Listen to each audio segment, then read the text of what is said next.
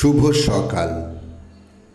আজ 13ই আশ্বিন 1432, ইংরাজির 30শে সেপ্টেম্বর 2025।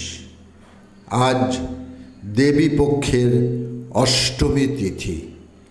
ভারত স্বাধীনতার 78 বছর পূর্তিতে আমার দেবী প্রণাম। শান্তি ঘোষ। অগ্নিযুগের কুমিল্লার বিপ্লবী নারী ছিলেন শান্তি ঘোষ।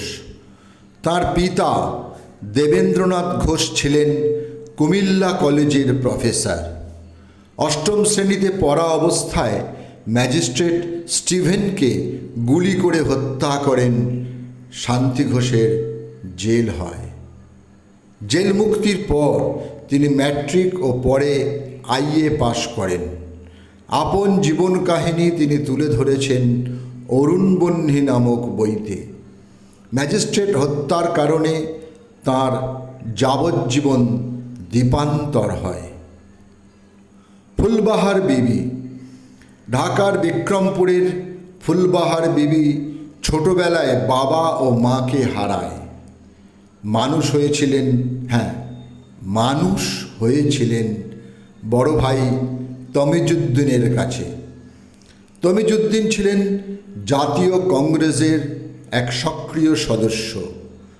আইন অমান্য আন্দোলনের সঙ্গে যুক্ত হয়ে 1929-এ গ্রেপ্তার হন ও কিছুদিন কারাবাসও হয়।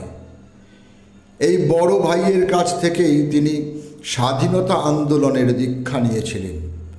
এরপরেই শুরু হয়েছিল তাঁর অভিযান। পাইকপাড়ার কিরণ রুদ্রের আন্দোলনের সঙ্গে যুক্ত হয়ে পড়েছিলেন তিনি।